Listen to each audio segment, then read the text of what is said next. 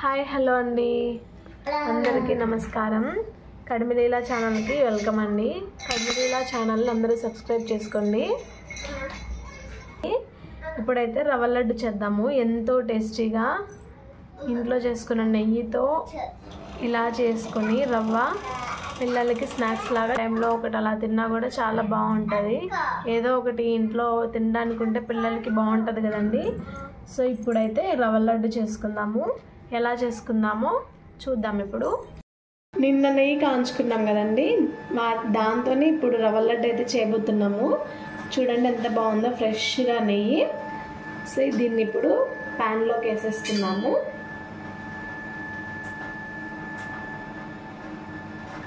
నెయ్యి అయితే వేడైపోయింది. ఇప్పుడు రవ్వను వేసేద్దాము.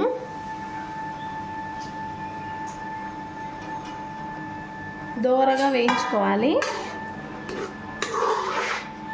నెయ్యి వాసన అయితే బాగా వస్తుందండి. అసలు ఎంత మంచిగా వస్తుందో. ఇంట్లోనే చేసుకుంటే చాలా బాగుంటుంది. మన చేతులతో చేసుకుంటాం కాబట్టి హెల్తీగా కూడా ఉంటుంది. స్మెల్ అయితే సూపర్ ఉంది అసలు. ఇలా మొత్తం నూకని దోరగా వేయించుకోవాలన్నమాట.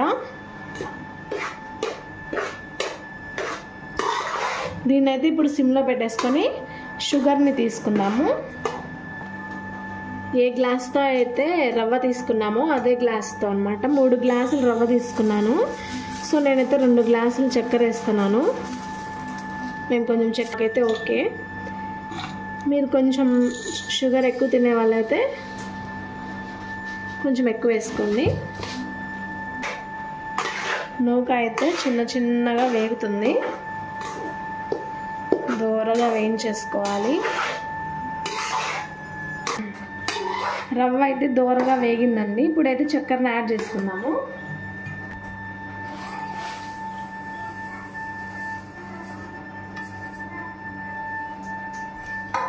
మొత్తం ఒకసారి మిక్స్ చేసుకుందాము.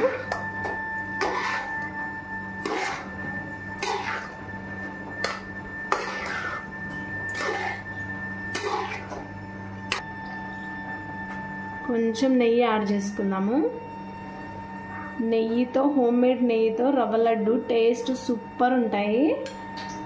మీరు కూడా ఒకసారి ఇలా ట్రై చేసుకోండి. కొన్ని పాలు వేసుకుంటే చక్కెర అనేది కరిగిపోతూ రవ్వ లడ్డు చేసుకోవచ్చు. చాలా ఈజీ అండి. యాలకులు అయితే దంచేసుకుందాము. ఇలాచి అండి, యాలకులు దంచి వేసేసుకున్నాను.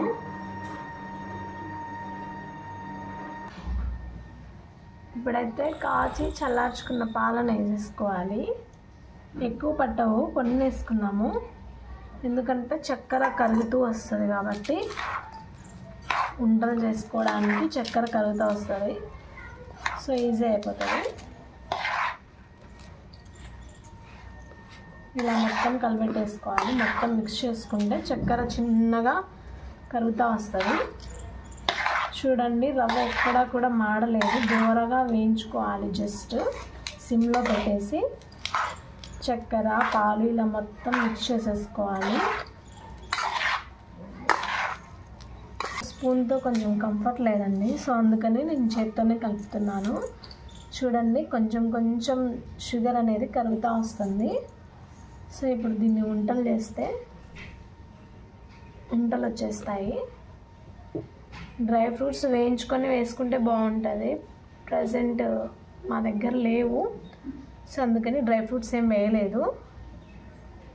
ఇంట్లోనే కాంచుకొని ప్రిపేర్ చేసుకున్న నెయ్యి, ఇలాచీతో స్మెల్ అయితే సూపర్ ఉందండి. చూడండి, అంతే, చాలా ఈజీ రవ్వ లడ్డు.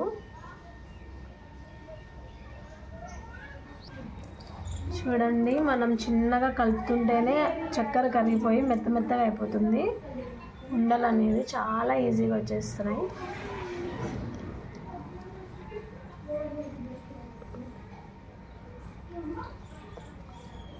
అంతే అండి, చాలా ఈజీగా అయిపోతుంది. 10 to 20 మినిట్స్లో అయిపోతుంది రవ్వ లడ్డు.